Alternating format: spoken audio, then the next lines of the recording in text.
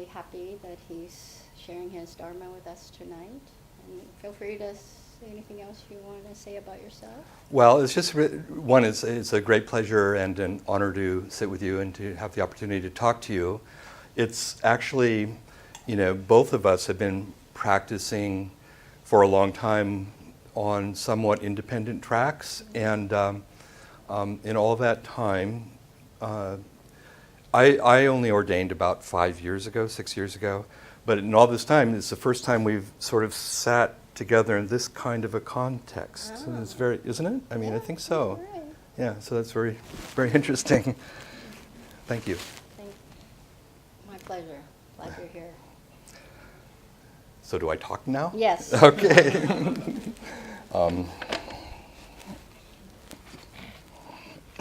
And well, hello to everybody who's watching from afar. I kind of skipped over you before. I was not totally aware of your presence. I'll try not to refer to these notes too much, but when I prepare talks, I kind of do a lot of sketching out so that I have something to fall back on when I invariably get tangled up and lost. So I hope you'll be patient with me. I've been asked to speak about the fourth noble truth. This is the truth of path or practice. Excuse me.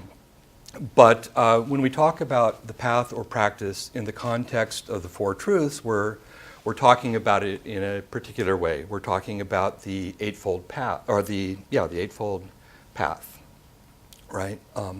That's only one way of talking about the path and talking about the practice. It's one of the earliest ones. It's a very old one, but there's nothing. It's part of the entire Buddhist family, right? There's nothing that is specifically Zen or Mahayana about it. It's shared. However, in order to give some kind of context or spin on it to suggest a way that we might think about the path, I'd like to bring forward a quote from Genjo Koan, from Dogen Zenji, that I will come back to as a way to kind of orient us to the teaching of the Eightfold Path from kind of a Zen or Mahayana perspective. There are many ways this has been translated, but you'll recognize that I think many of you from Dogen Zenji, to carry the self forward and illuminate myriad things is delusion. That myriad things come forth and experience the self or illuminate the self is awakening. Sometimes that's said that myriad things come forward and experience themselves is awakening. The first part, obviously, to carry oneself forward and illuminate myriad things being the 10,000 things, all dharmas, all phenomena, all that we experience, is delusion. That obviously kind of points us toward the earlier parts of the Four Noble Truths. This relates to dukkha, the sort of pervasive experience of unsatisfactoriness, friction, unhappiness, anxiety. There's a whole semantic range of things that is covered by the term dukkha, I think. It's much broader than this rather sort of clunky concept that we sometimes come up with of suffering. It certainly includes that, but it's more gradated than that. And it relates to the second noble truth, which I understand that you've discussed these things, right? So the second noble truth has to do with, well, where does that come from? what are the sources of this experience of pervasive unsatisfactoriness, that kind of thing. And that is usually discussed in terms of unskillful responses or relationships to desire and aversion. So we develop all kinds of, sometimes we talk about thirst or grasping or clinginess, right? The second part of the quotation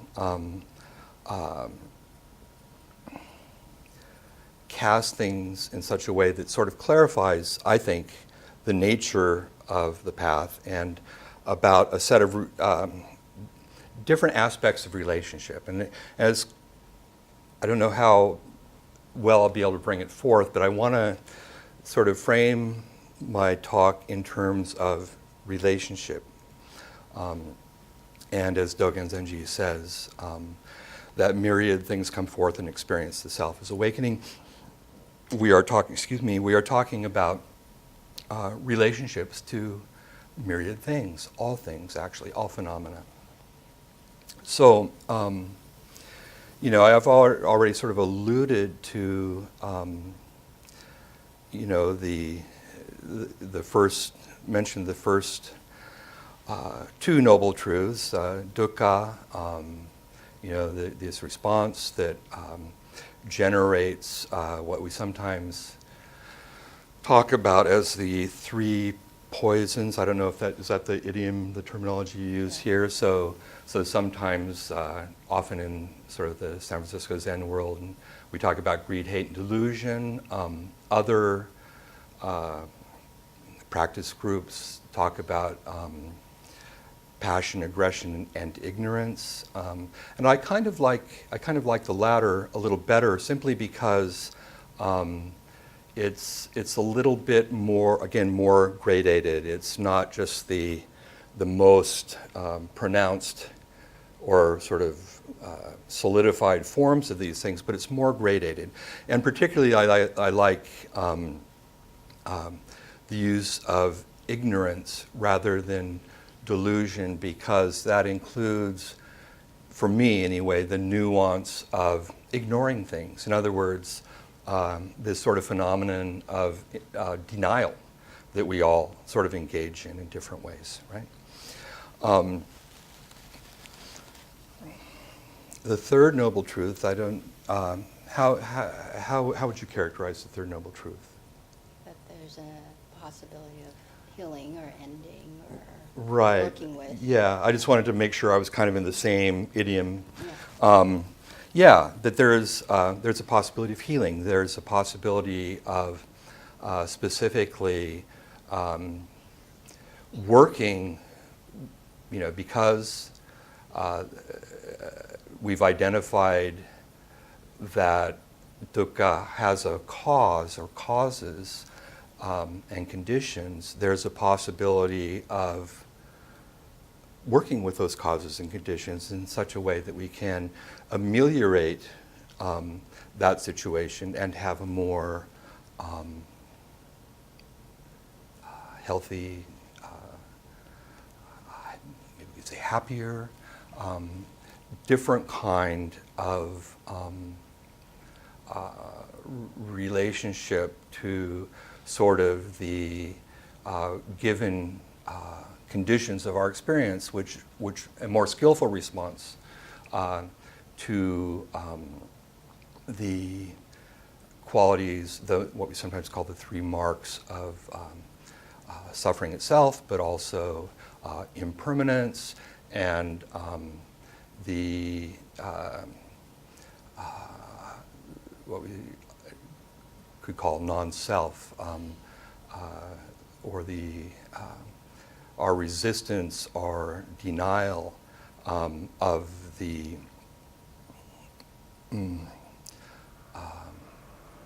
fact that we don't have selves in quite the way we often think we do. And so that there's not the same need to defend, bolster, solidify, fight for, all those kinds of things.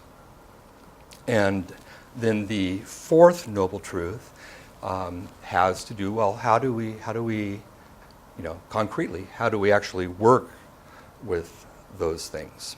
And in this early presentation, they identified 8 things. Here I will rely on my cheat sheet, because when I talk about these things, I invariably like forgetting one, and then I'm spending 5 minutes So what are these things? Is what we call right view. That's one way of putting it. Right aspiration, right speech, right conduct or action, right livelihood, right effort, right mindfulness, and right concentration. These very broadly are sometimes broken down into different groupings, a grouping of 3, which relates to, what we might call insider wisdom, prajna, which are the first 2, view and aspiration. The second grouping has to do with what we sometimes call conduct or shila, or discipline, ethics. But that's, again, I think that has to be taken very broadly. Sometimes we think about ethics simply as, how we interact with other people. Huge part, hugely important part, but it also includes, how we interact with all phenomena, how we handle things, how we consume things, all that kind of thing. And then the final grouping is right effort, right mindfulness, and right concentration. That's grouped into what we call samadhi, or we might think more broadly in terms of just zazen, and what we've just been sharing together.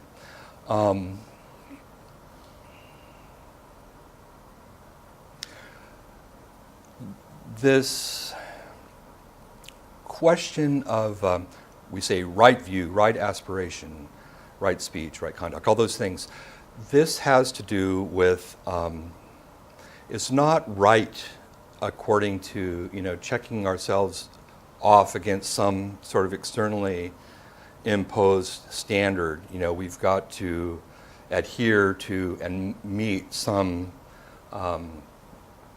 something that's presented to us from the outside, and see how we match up and get our brownie points or whatever.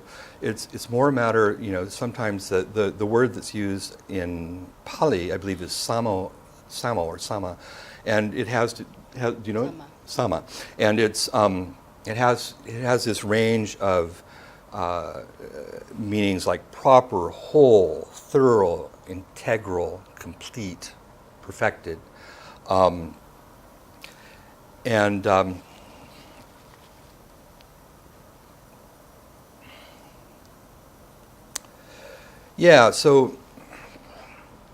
all of these things, there are numerous, so we've had this sort of broad sort of outlining of eight things, and maybe you'll be talking about them later. I mean, in the short time, it's very hard to speak about each of them specifically, but just to give some sense of it. For example, right view is sometimes described in the early text as insight into the nature of the 3 marks that I was just talking about, insight into this what we sometimes call pratitya samuppada, or dependent co-arising, and oftentimes in the Zen tradition, in contemporary Zen anyway, we talk about non-separation, and this is what Dogen Zenji was talking about in this second part of the phrase, of his quote, and I'll return to that. But I said I wanted to talk about, well, let me say one more thing. So, again, these are very broad kind of things that we need to pay attention to, right? As an expression of path, as an expression of practice.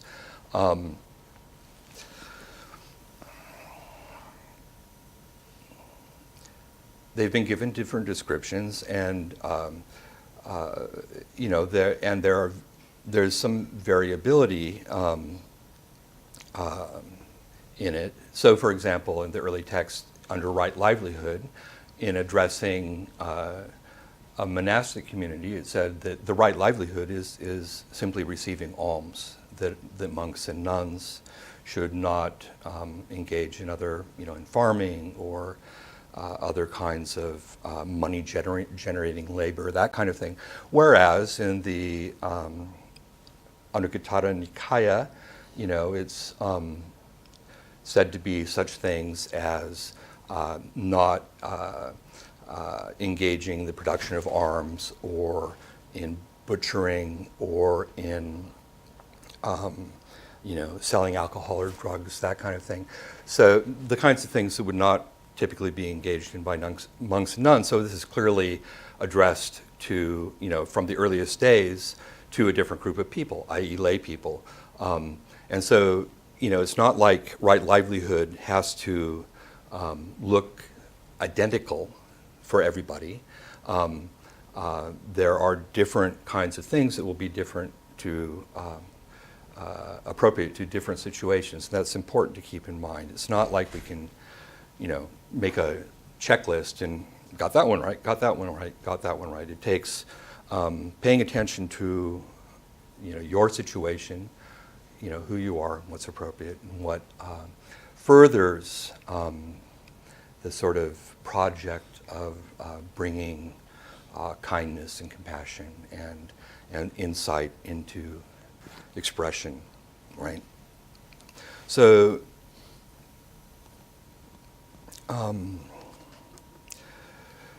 how do these things relate to each other? It's interesting that it's important to realize that it's not a linear thing. So when we talk about the Eightfold Path, it's kind of easy to hear that as you do sort of step 1, and then you move on to step 2, step 3, step 4. It's not quite like that. So for example, in some representations, or in some descriptions of these 8 things, it's sort of presented as if you, engage, for example, in right speech, right conduct, livelihood, effort, so on. And the product of that is right view, in other words, understanding of 3 marks, dependent co-arising, all that kind of stuff. And right aspiration, which in the sort of Mahayana context is bodhicitta, right? The arousing the thought or aspiration to awakening with all beings, to sometimes we say save all beings, but to, broadly speaking, to foster kindness and compassion and awakening. On the other hand, so sometimes that's the end view, or the end, sort of result of the others, and sometimes it's put just the opposite way, right? You can't, you're not inspired to embark on these things unless you have some inkling of, wow, things work differently than I've been thinking, right? So it's sometimes talked about as, as if some glimmer of wisdom or prajna comes first, and that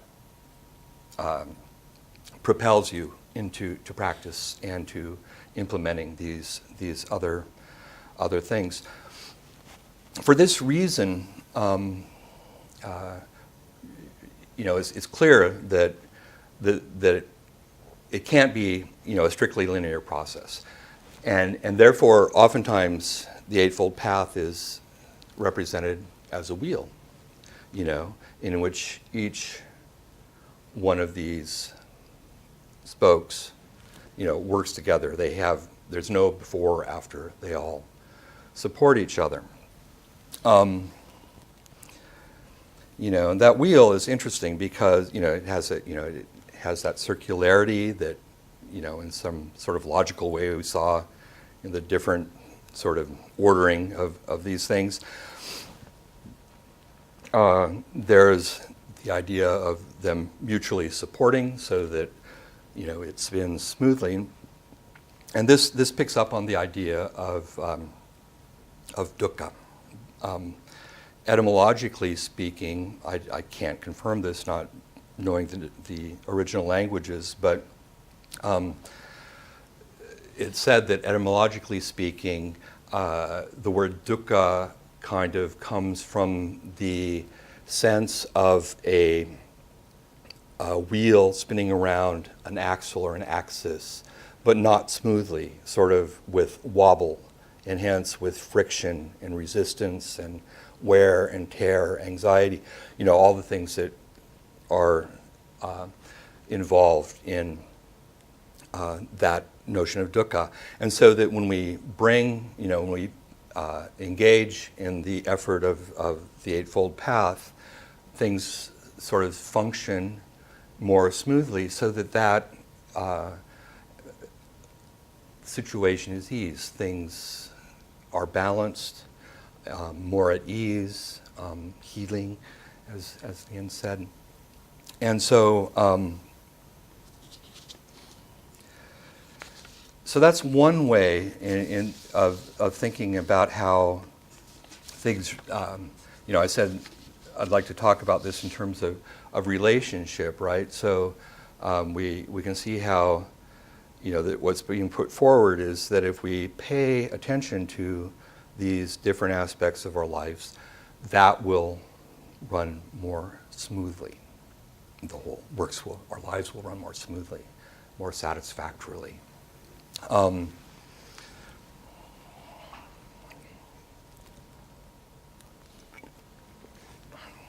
So, when we embark on the Eightfold Path, what we're being asked to do is, you can kind of see, livelihood, speech including, of course, our thoughts, how we think, that we're being asked to bring a full sort of commitment to fully engaging in a dharmic and in a wholesome way to every aspect of our life, and other sort of models of the path, use different terminology, but they all have this sense of it's like total engagement with your entire life in every aspect, and trying to understand and ameliorate the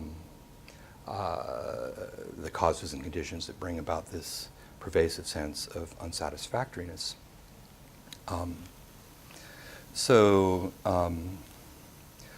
One way to think about it is in terms, the Eightfold Path in terms of the way, different parts of our life relate to each other, right? And so it's a matter we can think of in terms of bringing, of our individual lives, bringing balance and integration and sort of coordination and to every aspect of our life, and not generating conflict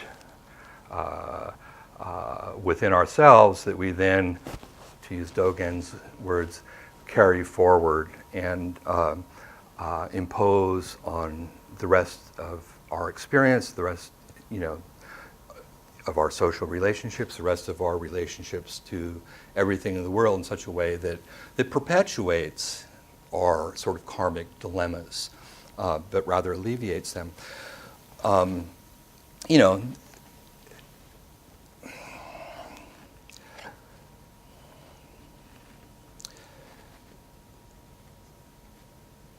This demands sort of an intense focus on ourselves, right?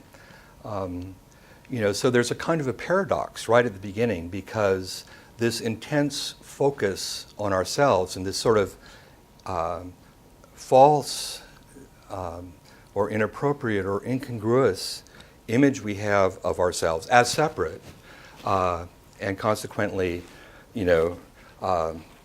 being here and everything else is there, such that we have to engage in a sort of an external relationship with it that then gets us involved in all this sort of unskillful thing of trying to make it conform to this model of ourselves. So, we push this away, we grab that, we try and manipulate this, we try and do that, et cetera, et cetera, et cetera. So this intense focus on the self that the Eightfold Path asks us to do is kind of paradoxical, right? Because it's that focus on the self, this crazy notion of ourselves, or topsy-turvy, we might say, notion of ourselves, backwards, mixed up as separate, that gets us into trouble in the first place, right? That's precisely what needs to be undone. So that's really interesting to me. And this is the way oftentimes we talk about the Eightfold Path. It has to do with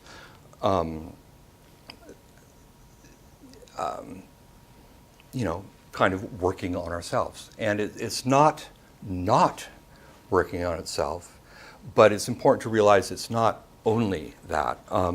So that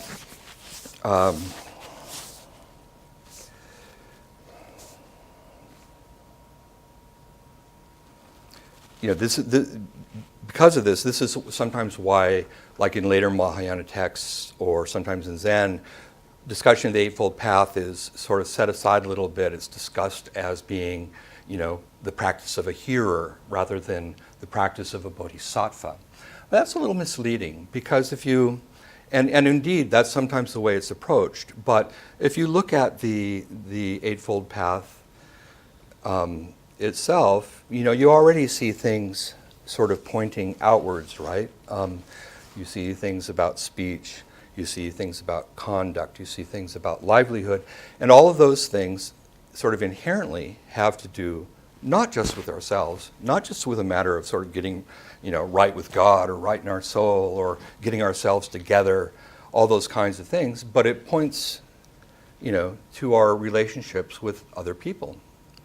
I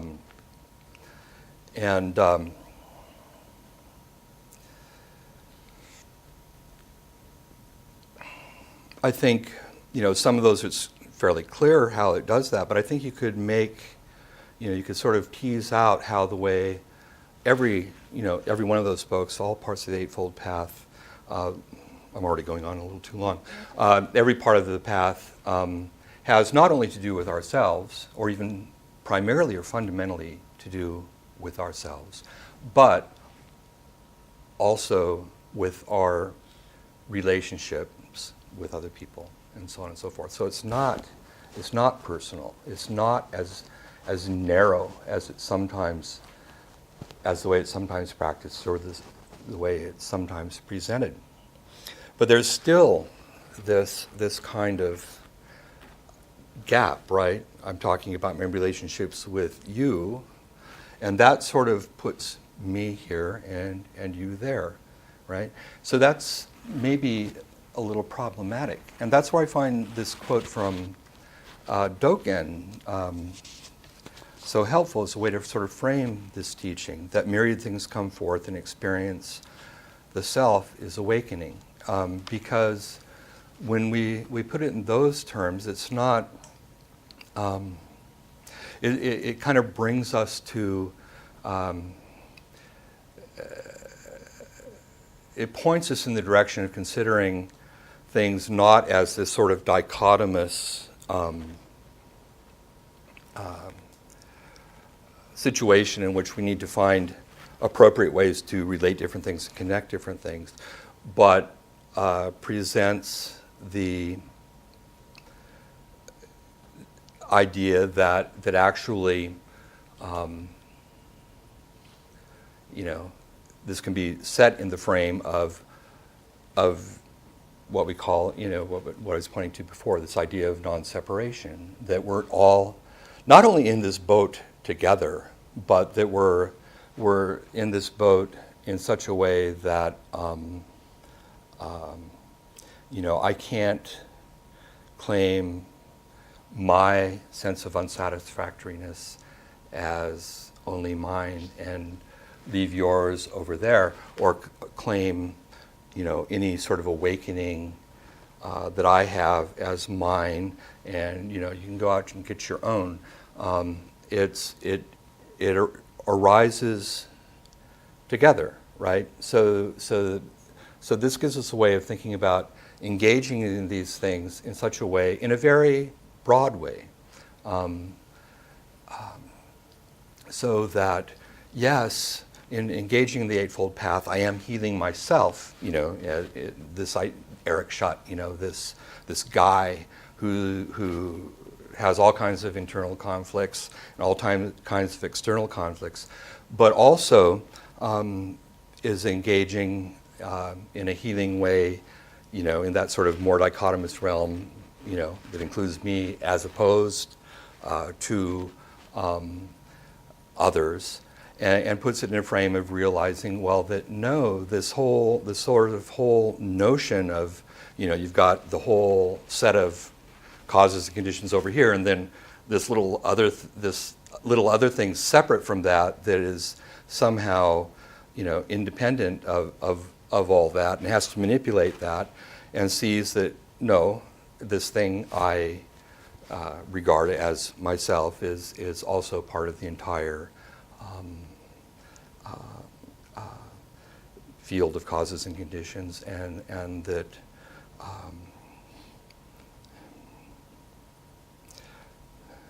that whatever comes out of our practices is not really ours. It doesn't really ultimately make sense to think of it that way. It's just part of a particular position in this complex, somehow generating something that is healing to the entire field, right? I'm sorry if this is getting a little tangled and abstract, but in fact, that's so like when we're talking about the eight, we have the whole the sort of range of mindfulness, concentration, and the effort to sustain that, and all that kind of thing, that's what we're primarily engaged in when we do zazen. And in Zen tradition, we sort of forefront that, right? But it should probably be understood as not that we're doing that and that other stuff will somehow take care of itself. That in the practice of zazen, that sort of includes these other spokes. To sort of set aside the language of the Eightfold Path for a minute and think about precepts, which is another way to categorize the path. You have zazen and the practice of precepts. We could say that zazen is what the precepts sort of look like when it's sitting down, and precepts are what zazen looks like when it's engaged with the world, right? And I think it's okay to do that, because in zazen,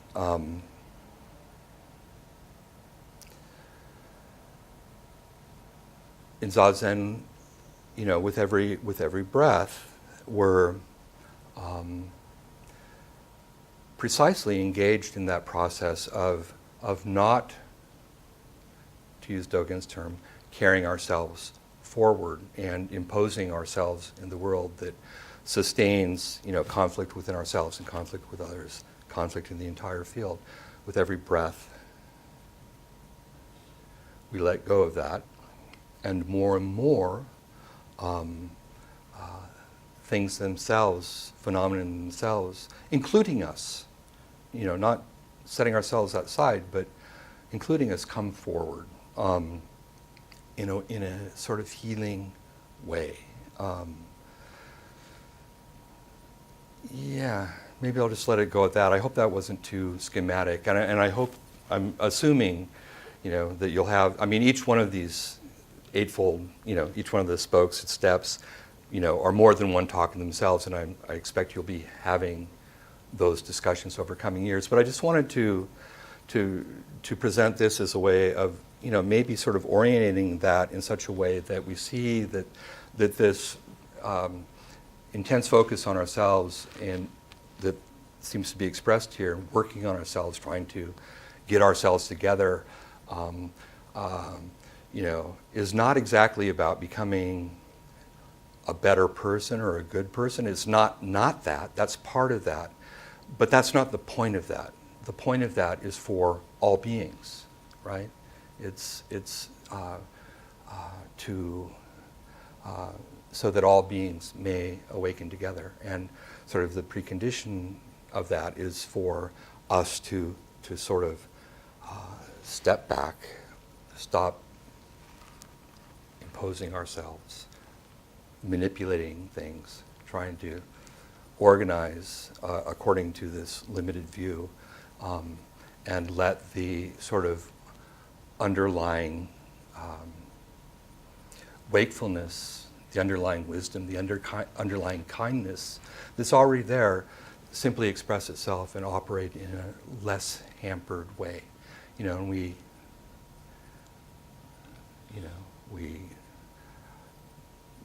that's an ongoing project that goes on forever, I think, so far as I know. So anyway, maybe people would have objections or clarifications or questions. We could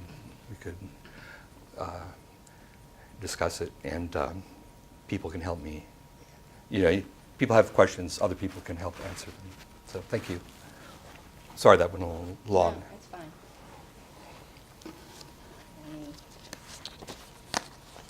Any of you want to come forth and illuminate? Yeah.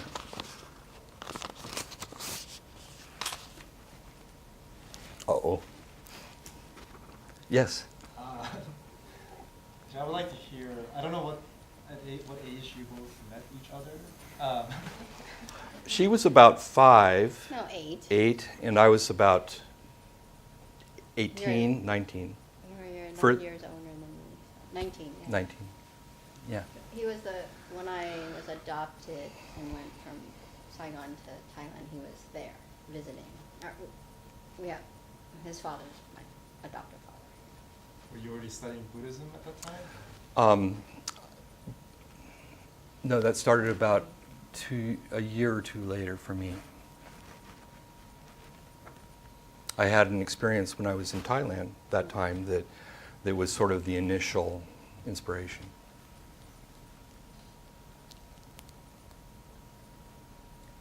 And she was actually, before she was even thinking about practice, or, she was a little girl, but actually, I won't go into it, but did something that gave me a lot of support in that. Story for another time. You might as well tell it. No, okay, okay. Like a year. No, because they're all going to ask me. So since Yeah, right. It's like, your version. so maybe 2 or 3 years later, when I had sort of seriously, had my first serious engagement in another tradition, actually. That was with Vajradhatu Chogyam Trungpa.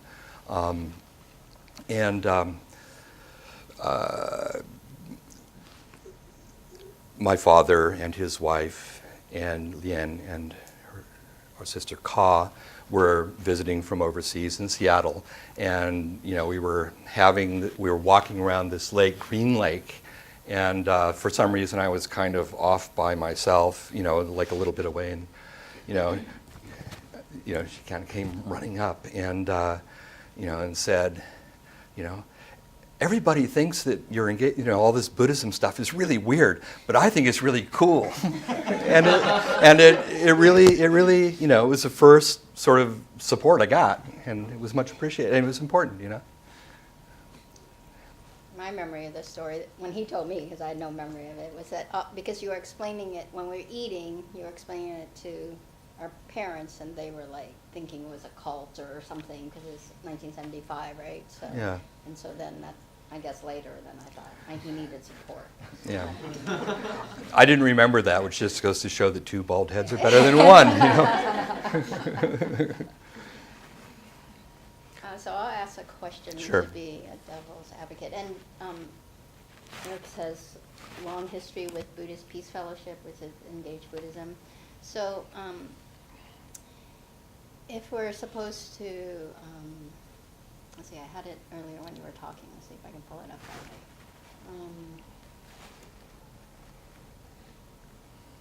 It's not so much about fixing ourselves, and it's about our interaction with the world in a way, and if I framed it wrong, correct me, and letting the world inform us.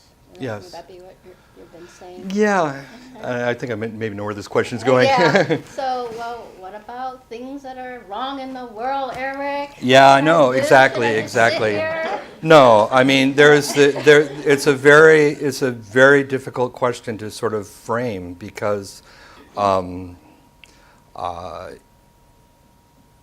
of inherent in what I was saying is this idea of kind of a kind of radical acceptance of just letting things be as they are. But when we engage with the world, we see that that's just not acceptable, right? That we have to, be engaged in works towards, justice and peace and all those kinds of things. And I don't really know quite how to resolve that paradox in any kind of logically satisfying way. I think that's the kind of paradox that, we ultimately don't, it's not a matter of working out something in our heads, and making two logically inconsistent things mesh. But I think it's a paradox that can be resolved through practice and failures in practice and practicing again in both sort of walking that fine line between sort of standing back and not insisting that things, conform your notions of how they're supposed to be, and at the same time realizing that one has to, that part of the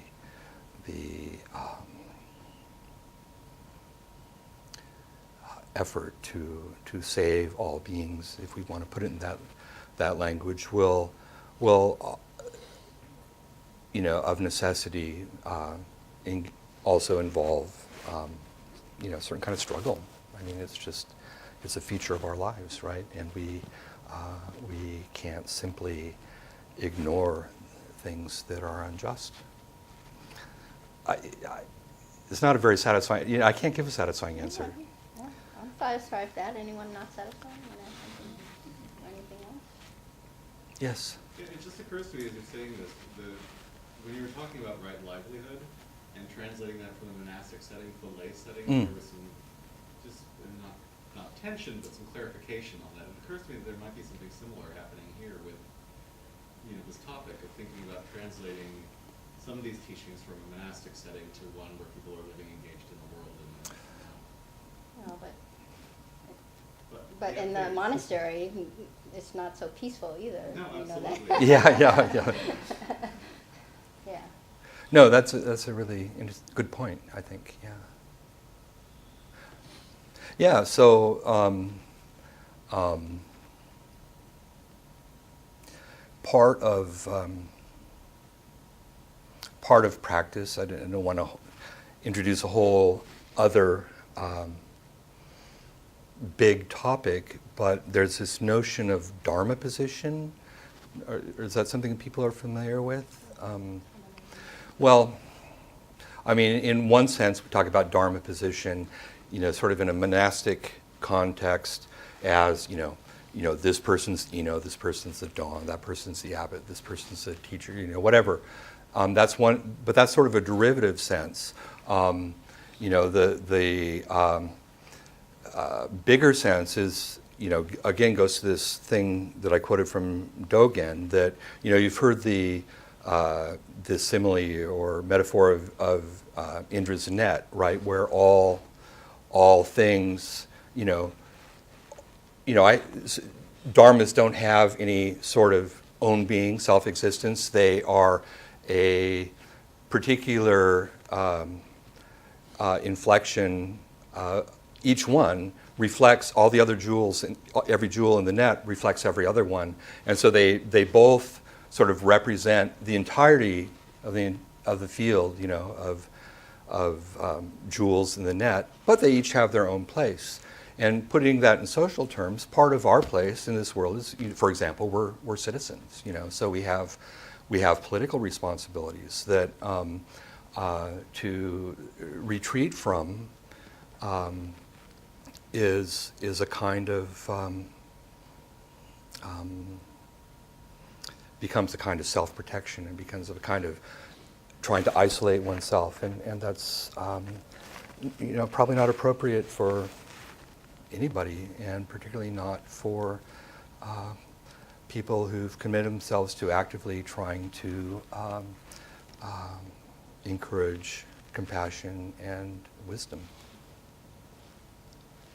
I'm sorry, it's like I'm getting really jargony. No. It's fine. Anyone else?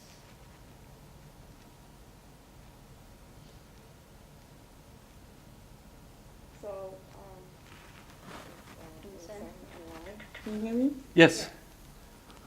So in his, I'm reading the Noble Eightfold Path, the book by Keiryū Bodhi, and he, in his, in the book, he talks about the connection between right view, right intention, and right action, and his theory, I guess, or hypothesis that he Sorry, a presents. cat just walked up.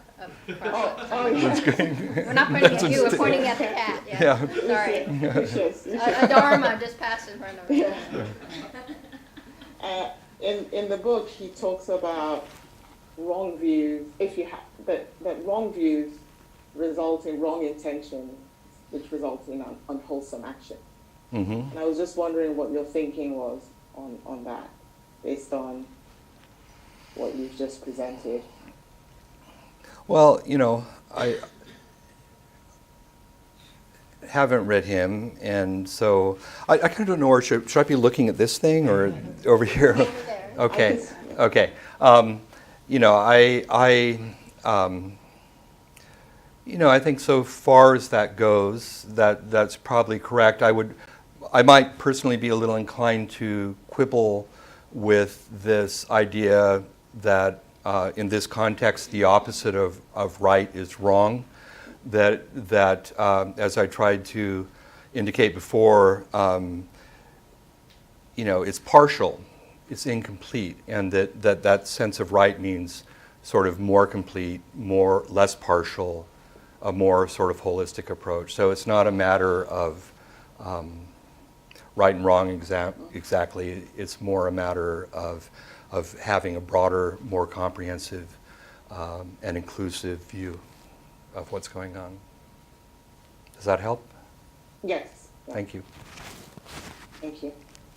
I really appreciate the bringing up the dichotomy issue, because I think it struck me during your talk that I usually think about the precepts and the Eightfold Path as a thing that I do. Yeah. And it's true, like it's a serious, you know, responsibility, individual responsibility.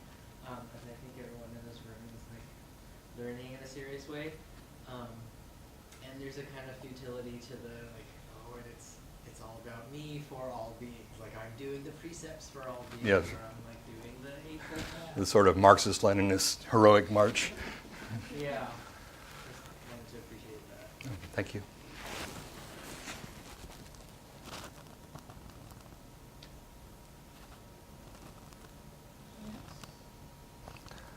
I hope it was okay that, I mean, that I didn't talk more about each of the No, individual that's good. things. That's- It's impossible. No, we'll go. That's why we're Yeah. doing a whole year. and Yeah, that yeah. way, you know, the month thing is not adding up now, but we're supposed to. But like many things, when you interact, it goes askew. Yeah. Yeah, not as I thought it would be. Okay, thank you. Okay, thank you. Right. For any merit we accrue tonight. The merit we accrue tonight.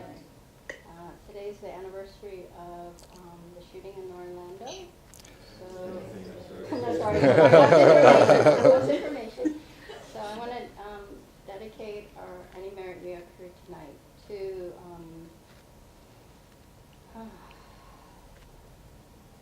all those who have been affected by the shooting. Those who've been affected by the shooting. And the healing and love and compassion that's been generated afterwards. And the healing and love and compassion that's been generated afterward. May those intentions affect each and every one of us. May those intentions affect each and every one of us In the 10 directions and the 3 times. in the 10 directions and the 3 times. Thank you, everyone.